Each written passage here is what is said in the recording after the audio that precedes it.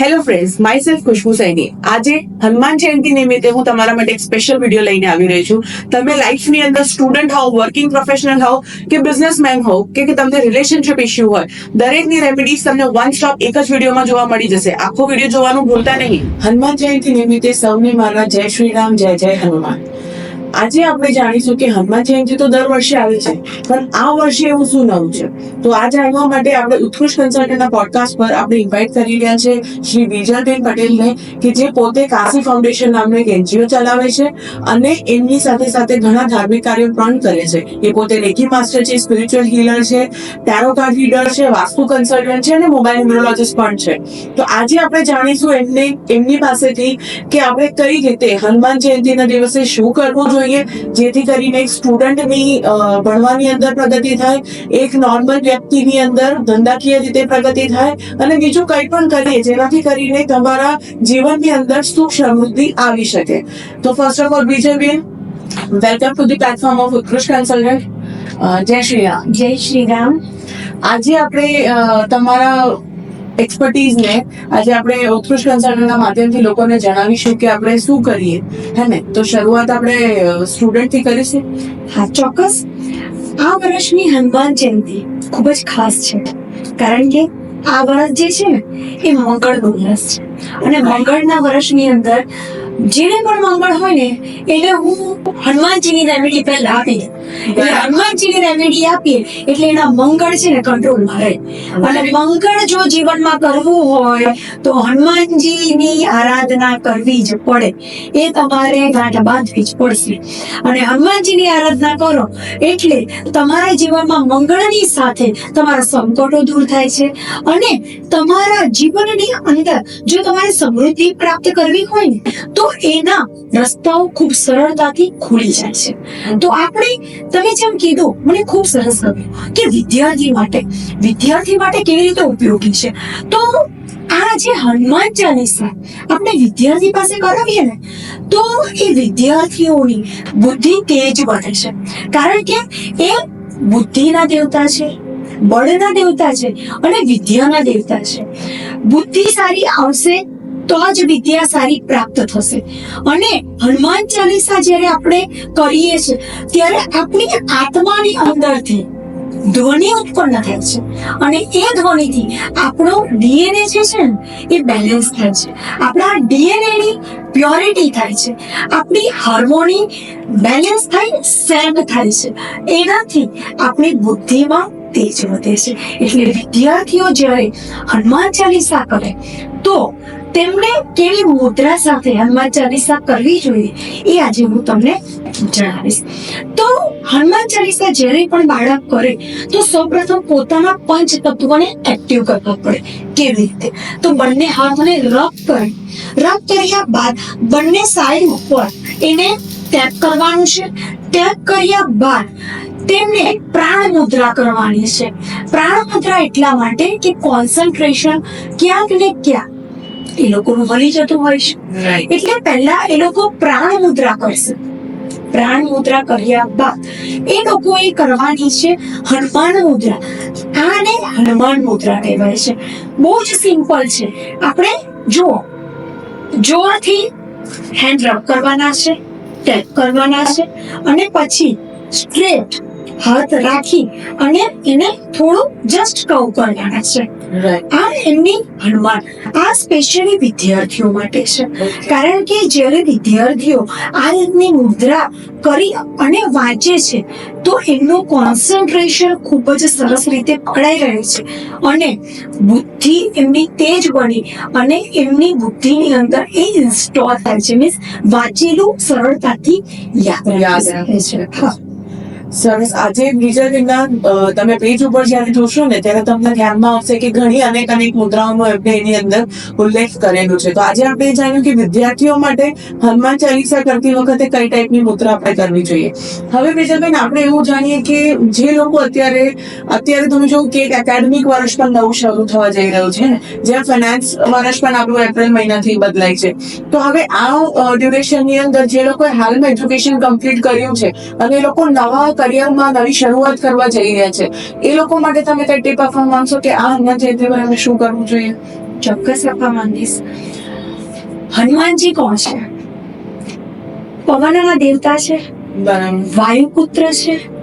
હવે હનુમાનજીને વાયુ તત્વ પણ કહેવામાં આવે છે. હા. કોઈ પણ વસ્તુની શરૂઆત જ્યારે આપણે કરીએ ને તો વાયુ વેગે વધવી તો જોઈએ. એમાં માનો કે સ્પીડ દરેક સ્પીડ પકડાશે તો જ એની અંદર તમારા ગોલ સુધીને તમે પહોંચી શકશો. વેગ ન મળે ને ત્યાં સુધીને કશું થાય નહીં.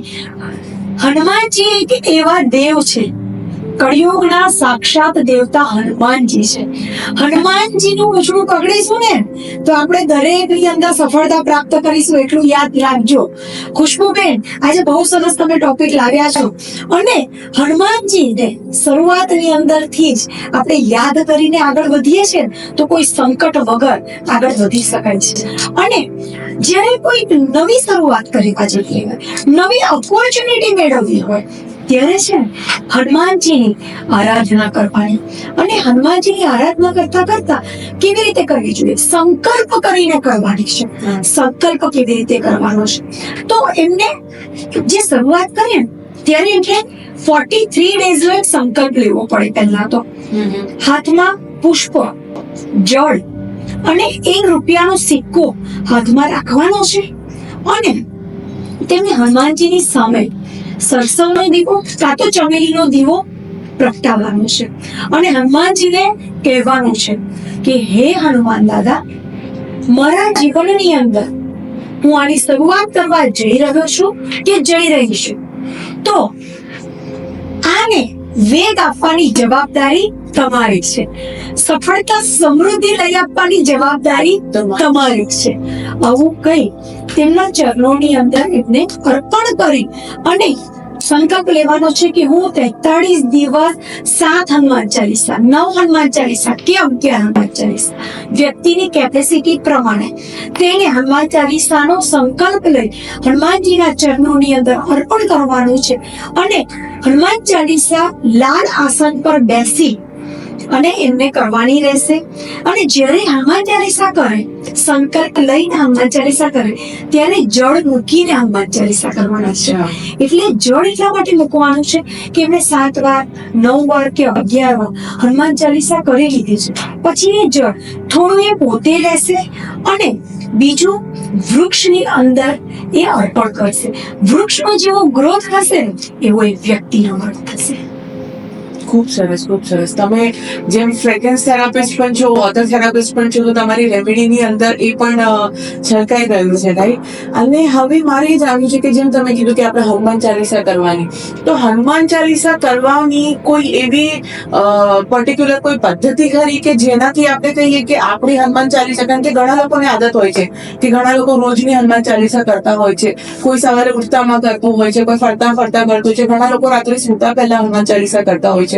તો એક કરેક્ટ વે શું છે હનુમાન ચાલીસા કરવાનો?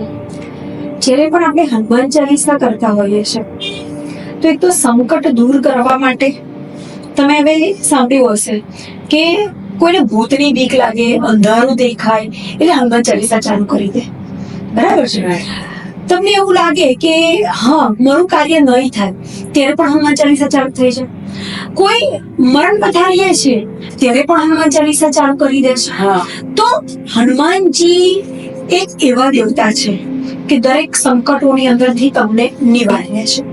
તો હનુમાન ચાલીસા તમને ક્યાંક ને ક્યાંક રિઝલ્ટ તો આપે છે. તમે ગમે તે રીતે કરશો, હનુમાન ચાલીસા તમને રિઝલ્ટ આપશે, આપશે અને આપશે. પરંતુ એ રિઝલ્ટને વહેલું તમારે પ્રાપ્ત કરવું છે. એનો સમય તમારે ઓછો કરી અને રિઝલ્ટ પ્રાપ્ત કરવું છે. તો એની માટે એ મુદ્રા કરી, હનુમાનજીની મુદ્રા કરી અને તમે હનુમાનજીની આરાધના કરશો તો ડેફિનેટલી તમને ખૂબ જ ઓછા સમયની અંદર તમે રિઝલ્ટ પ્રાપ્ત કરશો. તો એ જે છે હનુમાન ચાલીસા કરવાની જે પદ્ધતિ છે, હનુમાન ચાલીસા પહેલા તો જ્યારે પણ કરો તો લાલ કલરના આસન પર બેસીને કરવાનું. ચમેલી કે સરસવનો દીવો પ્રગટાવીને હનુમાન ચાલીસા કરવાની. પાણીનો ગ્લાસ મૂકીને હનુમાન ચાલીસા કરવાની. સમય ફિક્સ રાખવો, યા તો સવારનો, સાંજનો. તમે સ્કૂલે જતા ત્યારે સ્કૂલ 8 વાગ્યાની હોય તો 8 વાગે જતા ને 10 વાગે જતા, તો હનુમાનજી વેટ કરે કે મારો ભક્ત આજે મને યાદ કરવાનો છે, અને 43 દિવસનો સંકલ્પ જો તમે લેતા હો તો તમારે એ ટાઈમનું ફિક્સ પણ કરવું જ પડે, બરાબર. અને જ્યારે હનુમાન ચાલીસા કરો તો આપણે શું કરીએ છીએ, આપણે ધ્યાન મુદ્રા લગાવીએ ક્યારેક ક્યારેક, હે ને, પરંતુ હનુમાનજીની મુદ્રા જ્યારે લગાવીને તમે હનુમાન ચાલીસા કરો ને તો એ તમને રિઝલ્ટ બહુ જ ફાસ્ટ આપે, હે ને. એ વેગના દેવતા છે, એટલે એમનો વેગ બધો જ એની અંદર એ લગાવી દે અને આપણને જલ્દી રિઝલ્ટ મળે. તો એ મુદ્રા આપણે આજે શીખીશું. બંને હાથ રબ કરવાના છે, પંચતત્વને એક્ટિવ કરવાનું છે, ટેપિંગ કરવાનું છે, અને પછી આપણે આ કરીને પ્રાર્થના કરીએ ત્યારે અંગૂઠાને આમ ક્રોસ કરીએ છીએ. તો આપણે ક્રોસ નથી કરવાના, આપણે આંગળીઓ તો ભેળવવાની જ છે, પરંતુ આ આંગળીને અંગૂઠા જે છે એને છૂટા રાખવાના છે. આ રીતે કરવાનું છે, બરાબર છે? બરાબર ખુશ્બુબેન? બહુ જ સિમ્પલ છે. આંગળીઓને એકબીજા સાથે જોઈન કરી અને બે અંગૂઠાને આ રીતે જોઈન્ટ કરવાના છે. આ મુદ્રા જે છે અને પછી એને હૃદય પાસે રાખવાનું છે. હૃદય પાસે રાખી તમારો સ્પાઇન સ્ટ્રેટ રાખવાનો છે અને તમારે હનુમાન ચાલીસા કરવાની છે અને તમારો સંકલ્પ પણ બોલવાનો છે. હનુમાનજીને કહેવું તો પડશે ને કે મારો આ સંકલ્પ છે, હે ને. તો હનુમાનજી વહેલી તકે સંકલ્પ તમારો પૂર્ણ કરશે, કારણ કે હનુમાનજીની આ પ્રિય મુદ્રા છે. કરેક્ટ. તો આજે ઘણું બધું જાણવા મળ્યું હનુમાન ચાલીસા વિશે. પણ હું પોતે પણ રોજ હનુમાન ચાલીસા કરું છું, પણ આ હનુમાનજી મુદ્રાનો મને ખ્યાલ નહોતો, જે આજે જાણવા મળ્યું.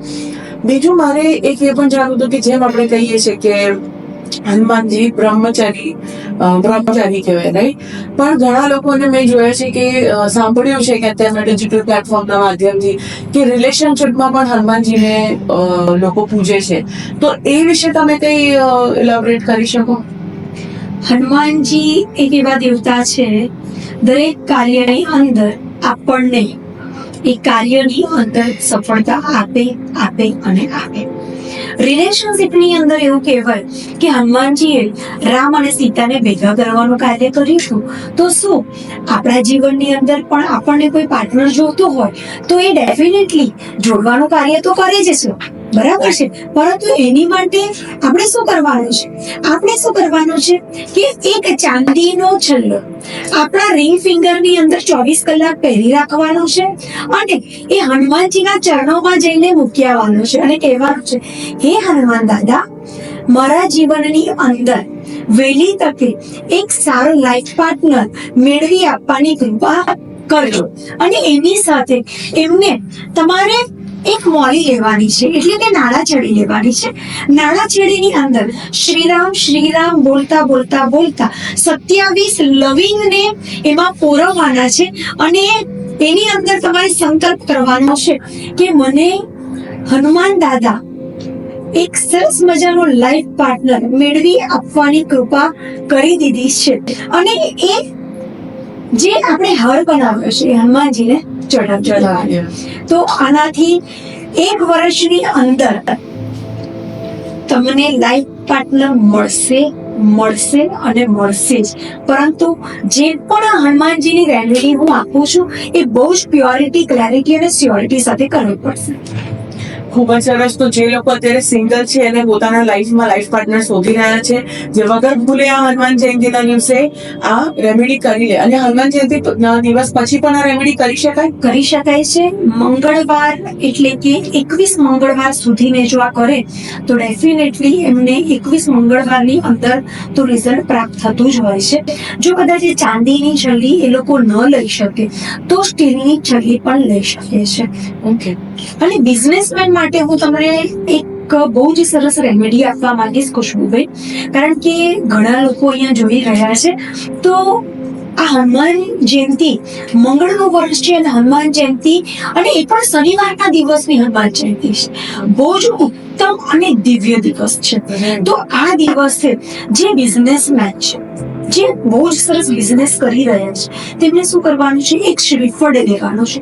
શ્રીફળને પોતાની ઓફિસમાં દરેક ખૂણાની અંદર ફેરવી દે અને પોતાના ટેબલ પર ટચ કરી, પોતાની ખુરશીમાં ટચ કરી શુક્રવારના દિવસે આ વસ્તુ કરવાની છે અને હનુમાનજીના મંદિરમાં જઈને મૂકી દેવાની છે.